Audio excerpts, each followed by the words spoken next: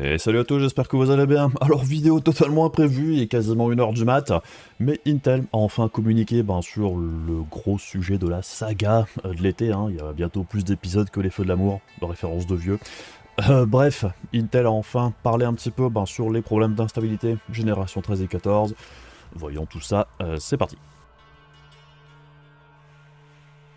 Alors, le feuilleton Intel qui dure depuis maintenant plusieurs mois continue, avec Intel qui a donc pris la parole sur Reddit, c'est un endroit comme un autre, au sujet des problèmes de stabilité, principalement des i7 et i9 de génération 13 et 14. Et selon le communiqué en question, comme on le voit ici, grosso modo, Intel indique que les soucis de stabilité seraient dus à un souci dans la manière dont les processeurs gèrent le voltage des puces, après différents tests qu'ils ont effectués sur des processeurs défectueux qui leur ont été retournés.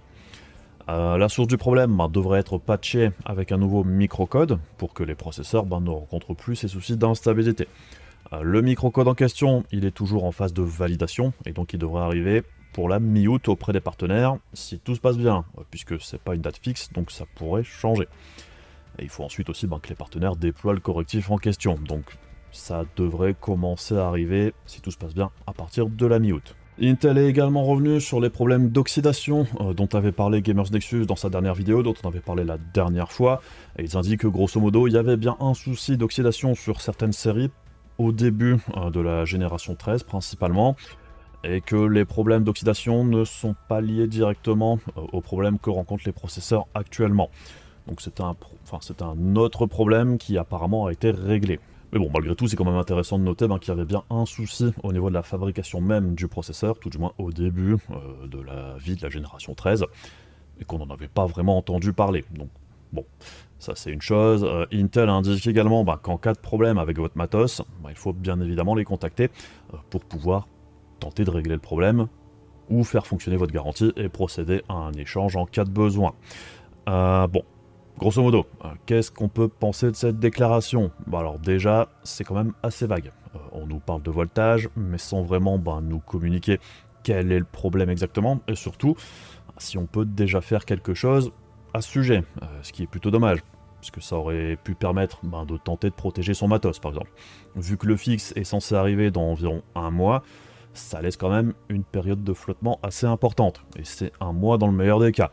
Et si c'est un souci de gestion du voltage dans un des algorithmes de boost par exemple, on aurait au moins pu dire d'aller désactiver le Thermal Velocity Boost ou mettre des limites de conso, voire limiter les coefs des processeurs ou ce genre de trucs pour tenter d'éviter que la situation empire ou que le processeur se dégrade. Bon, d'ailleurs, c'est plus ou moins ce que je vous recommanderais de faire, en attendant que les patchs arrivent, et c'est aussi ce que je fais avec mon 14704 depuis que je l'ai, parce que j'ai toujours trouvé que les réglages de base étaient complètement ridicules sur les générations 13 et 14, donc n'hésitez pas à bloquer votre conso max à 175 ou 150 watts même, ou pourquoi pas aussi d'utiliser les profils, voire le profil le plus conservateur qui ont été mis à disposition avec les derniers BIOS. C'est peut-être ça le plus simple à faire en attendant.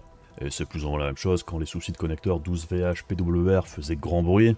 Je conseillais à l'époque, avec une 4090 par exemple, de la faire tourner à environ 80% de power limit, en rajoutant un petit peu de fréquence en plus sur le corps et sur la RAM. On arrive quasiment aux mêmes performances qu'à stock, et on consomme moins, donc moins de risques potentiels au niveau du connecteur. Et c'est vrai que c'est comme ça que j'utilise mon matos dans la plupart de mes machines, pour bosser ou pour jouer. Dans les benches, moi je les utilise par défaut. Mais dans mes machines de tous les jours, je mets des limites de consommation ou je undervolt, vu que tout est plus ou moins overclocké par défaut maintenant. Moi je préfère underclocker, undervolter. Donc bref, ça c'est ce qu'on a appris ce soir, mais il y a quand même plusieurs questions qui restent en suspens. Est-ce que ce nouveau microcode aura un impact sur les performances ou pas ? Est-ce qu'il corrige les processeurs déjà défectueux, ou est-ce qu'ils resteront défectueux ? Bon, ça réglera probablement pas le problème. Si le processeur est dégradé, à mon avis, c'est cuit. On serait donc sur un contournement du problème d'origine, mais celui-ci pourrait toujours être plus ou moins latent. Donc on est toujours malgré tout un petit peu dans le flou artistique, et on ne sait pas si ce sera la réponse au problème, ou si c'est ça va l'atténuer, mais qu'il sera toujours présent, et que les processeurs vieilliraient quand même malgré tout plus vite que d'ordinaire. Ça, malheureusement, on n'aura pas de retour tout de suite. Alors après, au niveau des comportements des processeurs eux-mêmes, comme je le disais juste avant, les algos de boost récents, sont plus ou moins une manière d'overclocker les processeurs automatiquement. C'est aussi pour ça que l'overclocking manuel à l'ancienne est plus ou moins mort, et que l'overclocking présente maintenant peu d'intérêt depuis un bon moment, et que je trouve que c'est bien plus intéressant d'undervolter, puisqu'on n'a plus vraiment de marge de manœuvre à la hausse, ou juste quelques miettes, vu que les puces sont conçues de façon à fonctionner quasiment au max de leur capacité d'origine, on va dire. Et il est bien loin le temps des overclocks de ma boule, qui permettaient d'augmenter les fréquences de 50%, comme le légendaire Celeron à 300. Maintenant, quand on gratte 10%, c'est la fête du slip. C'est plus la même chose. Et un des problèmes potentiels avec les processeurs Intel actuels, c'est que par exemple pour les i9, pour aller chercher les 6 GHz, ce qui est important de comprendre, c'est que ça ne veut pas dire que tout le processeur tourne à 6 GHz. C'est seulement uniquement un ou deux corps sur les 8 gros corps qui vont aller topper cette limite pendant quelques secondes pour ensuite redescendre. Et pour arriver à topper ces hautes fréquences, les algorithmes de boost vont balancer plus de voltage. Et là, sur les i9 actuels, si on reprend les tableaux de chez Igor's Labs, c'était un test de binning pour voir un petit peu la qualité des puces, des différentes puces. On peut voir que pour pas mal d'i9 14000 ou 13900K, pour atteindre les fréquences maximum, on a 1.5 volts au niveau du voltage, ce qui est quand même plutôt élevé. Donc selon la chance que vous avez, entre guillemets, la puce a besoin de plus ou moins de voltage, ça a toujours été le cas, il y a toujours eu du binning, des puces de plus ou moins bonne qualité. C'est comme ça que ça se passe, on voit qu'en moyenne ça tourne aux alentours des 1,468 apparemment. Mais bon, ça reste du coup un coup de voltage qui est balancé pour essayer de maintenir la fréquence la plus élevée possible, ce qui peut être un problème. Là où par exemple avec un 14700K, on voit que d'emblée, le voltage est beaucoup moins haut pour aller topper les fréquences maximum d'un i7. Et pour un 14600K, c'est pareil, c'est encore plus bas. Mais bon, le fonctionnement est toujours un petit peu le même avec mon 14700K par exemple, il y a 6 corps qui tournent à 5.5 GHz maximum, et 2 corps qui peuvent monter jusqu'à 5.6. Mais comme c'est moins violent au niveau des fréquences max que les i9, il a, comme on vient de le voir ici, il a besoin de moins de voltage. Ce qui explique probablement pourquoi ce sont les i9 qui sont les plus impactés si on est bien sur un problème de voltage, puisqu'ils ont besoin de plus de voltage pour atteindre les hautes fréquences sans planter. Et donc oui, c'est de l'overclocking automatique. C'est parfois un poil abusif, comme là pour faire les gros titres sur les 6 GHz, et ça a permis aussi surtout de gratter quelques points en plus dans les benchmarks en single core. C'est triste, mais c'est aussi un des effets pervers de Cinebench, je dirais, et c'est aussi pour ça que je suis pas franchement très fan des benchmarks synthétiques du genre. Alors après, c'est pas un problème qui est exclusif à Intel non plus, il y a des algos de boost assez similaires chez AMD aussi, et on a aussi des corps qui vont monter en pointe le plus haut possible, surtout pour les Ryzen 7000 les plus puissants, principalement les modèles non X3D. Bon, c'est jusqu'ici, peut-être que les Gen 13 et 14 sont poussés trop loin, ou qu'un autre souci au niveau des puces fait qu'elles se dégradent plus vite que la normale, et le voltage et les fréquences plus élevées seraient peut-être un accélérateur de ça. Au final, on sait toujours pas vraiment. Là, ce qu'Intel nous a dit, c'est juste que le voltage, c'était un des problèmes, peut-être le problème majeur, mais c'est peut-être juste une composante du problème. Bon bref, je trouve dommage qu'on n'en sache pas un petit peu plus malgré tout, le communiqué est quand même un petit peu flou. Après, je pense qu'Intel, au niveau des marges de manœuvre, ils sont quand même assez limités, parce que s'ils doivent brider les performances, ça pourrait tourner en class action, s'ils font un rappel, ça leur coûterait une blinde, et ça ferait chuter le cours en bourse, très probablement. Donc d'un pur point de vue business cynique, c'est moins coûteux de remplacer les processeurs défectueux, et de tenter de limiter la casse pour les autres, tout en laissant l'opportunité d'utiliser son processeur comme un bourrin, comme c'était le cas jusqu'ici aussi. Puisque bon, il y a peut-être des personnes qui vont avoir un processeur instable et qui vont l'utiliser sans jamais rencontrer de problème, puisqu'ils ne font pas des tâches très intensives ou qui provoqueraient, je dirais, un crash par exemple. Tout dépend ce qu'on en fait. Là, on sait qu'il y a certaines applications, comme par exemple la compilation de shaders ou certains jeux Unreal Engine 5, qui ont tendance à faire planter de manière un petit peu plus systématique.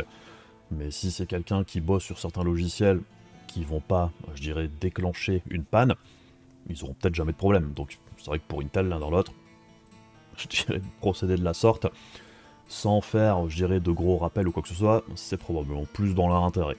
Donc bon, ce sera intéressant de voir si le patch en question résout bien le problème, et si ça aura un impact sur les performances. On pourrait imaginer que par exemple, pour plus devoir balancer autant de voltage pour taper les 6 GHz, Intel décide de laisser le processeur atteindre ces fréquences que lors de charge vraiment très très légère, et vraiment pas longtemps, moins longtemps qu'auparavant. Donc du coup, potentiellement besoin de moins de voltage, et on a toujours les 6 GHz sur le papier. Et les performances globales ne seraient probablement pas vraiment fortement impactées non plus. Du moins, si c'est de là que vient le problème. Mais bon, au moins, je dirais, ils ont pris la parole, parce que ça faisait quand même très longtemps qu'ils n'avaient rien dit sur le sujet, alors que ça dure quand même depuis des mois. Alors après, la proximité avec la sortie des Ryzen 9000, c'est peut-être pas étranger à la chose, hein, même si bon, ça empêchera pas que le problème soit abordé dans les tests des nouveaux Ryzen, je pense, avec un avertissement au niveau des processeurs Intel actuels, puisque malgré tout, quand les Ryzen 9000 seront testés, on n'aura toujours pas le fixe en question de la part d'Intel, sans savoir non plus quel impact il a. Donc bon, au niveau timing, c'est quand même un petit peu bizarre, et c'est vrai que environ 6 mois pour juste nous dire c'est un problème de voltage, ça fait quand même assez long. Donc bref, le feuilleton n'est toujours pas vraiment terminé en réalité, mais bon, au moins ça avance. Il était quand même temps qu'Intel prenne la parole, même si bon, là on n'a pas appris tant que ça, mais ça donne quand même une piste. Et ça rejoint un petit peu l'histoire des BIOS et tout ça, qui était la première piste. Même si apparemment, ce serait plus un souci sur le comportement du processeur à la base, je dirais qui est peut-être exacerbé par les réglages des cartes mères qui sont vraiment très très agressifs. Donc bref, c'est un ensemble de choses, on verra bien, on en apprendra probablement un petit peu plus par la suite une fois que les patchs en question seront sortis pour voir un petit peu comment ça se comporte. En dehors de ça, depuis dimanche et la dernière vidéo, il ne s'est pas passé grand chose, hein, forcément ça fait 2 jours, si ce n'est le retour de la rumeur pour la sortie potentielle des RTX 5000. Alors aujourd'hui, on est repassé sur c'est peut-être pour le CES, donc janvier 2025, mais bon, on n'est pas à l'abri que ça rechange demain pour le mois d'octobre ou de novembre, donc bon, n'apportez pas de trop grosses, ne donnez pas de trop gros crédit à ce type de rumeur, hein. Les RTX 5000 arriveront de toute manière, fort probablement, entre octobre et janvier dans le pire des cas, je dirais. Je dirais que CES 2025, c'est probablement le pire des cas. Mais ça pourrait sortir avant, donc bon. Fin d'année, très début d'année 2025, ce sera l'un ou l'autre. Un trimestre d'écart, hein, ça change pas grand chose. Je pense surtout que le timing dépend de la taille du stock de cartes RTX 4000 actuelles. Et que ce soit chez AMD ou Nvidia, hein, c'est plus ou moins opération vidage de stock dans les mois qui viennent. Donc ça voudra sûrement pas dire grosse promo de ma boule, hein. À mon avis ça c'est terminé, c'était un petit peu l'ancienne époque, l'ancienne façon de faire. On voit que ces dernières années, hein, les marques ont tendance à essayer de maintenir, je dirais, la valeur de leurs produits le plus longtemps possible, pour vider les stocks, et ensuite sortir la génération suivante. Là ce sera peut-être pas poussé à l'extrême comme ça avait été le cas entre les RTX 3000 et 4000, mais bon on verra bien ce qui se passe. Après, je pense que le prochain gros push pour tenter de vider les stocks un petit peu plus, ça se situera autour du Black Friday, avec des prix probablement un petit peu plus bas que ce qu'on a eu pendant les soldes d'été, mais bon, c'est pas sûr non plus. Et côté GPU pour RDNA 4, on a eu quelques rumeurs autour du ray tracing, hein, pour la nouvelle architecture, qui serait un petit peu le gros push pour la nouvelle venue, avec un focus plus important que pour RDNA 3 sur ce sujet-là. Et une bonne partie, je dirais, des avancées point de vue ray tracing serait un petit peu commune avec la puce de la PS5 Pro, qui serait, elle, un mix de RDNA 3 et RDNA 4. Probablement du RDNA 3 pour ce qui est du fonctionnement global, et un petit peu plus similaire à RDNA 4 en ce qui concerne le ray tracing. Puisque bon, on a aussi entendu dire que point de vue ray tracing, il y avait de belles avancées pour la PlayStation 5 Pro. Donc bon, petit à petit, AMD tente de combler un petit peu l'écart sur ce sujet, hein, ce qui est une bonne chose, mais est-ce que ce sera suffisant pour combler le retard avec les RTX 4000 ? Pas certain non plus. Sans oublier qu'NVIDIA va probablement encore s'améliorer de ce côté-là pour les RTX 5000, mais je dirais que la bonne nouvelle, c'est que ça avance, puisque quoi qu'on en pense, hein, le ray tracing, c'est vers lui qu'on se dirige dans le gaming, que ce soit avec Lumen ou autre technologie similaire. Il y a et il y aura de plus en plus de ray tracing et assimilé. Et ce qui limite le plus son avancée, c'est majoritairement la faiblesse des consoles actuelles sur ce créneau-là. Et même point de vue carte graphique PC, les cartes d'entrée de gamme, ça aide pas vraiment à la démocratisation de la technologie non plus. Parce que bon, même si toutes les cartes d'entrée de gamme ont le support du ray tracing, pour le faire fonctionner correctement, je dirais, il faut quand même faire beaucoup de sacrifices. Donc c'est quand même pas terrible non plus sur PC. Donc bref, curieux de voir ce qu'AMD proposera avec RDNA 4, hein, puisque même s'il n'y a pas de compétition sur le haut de gamme, apparemment, un milieu de gamme plus agressif avec aussi des améliorations sur les points faibles des Radeon jusqu'ici, c'est pas une mauvaise chose. Donc bon, pour RDNA 4, hein, au niveau de la date de sortie, les dernières rumeurs, par contre, c'est très très insistant pour le CES de 2025, donc potentiellement un face-à-face avec les RTX 5000, si elles sont décalées pour sortir pour le CES également. Ce qui annoncerait un mois de janvier quand même assez chargé. Enfin bref, c'est tout pour moi pour aujourd'hui, pour cette petite vidéo news. Comme d'habitude, si ça vous intéressait, les ma chaîne YouTube, c'est débile mais ça aide, donc pensez-y. Et de gros poutous à tous les membres de la page Ko-fi, et aussi aux membres soutien YouTube pour votre contribution à la chaîne. Ça aide vraiment beaucoup à sa survie, et on se retrouve aussi très rapidement pour d'autres vidéos. Je vous fais des bisous, je vous dis à la prochaine, salut!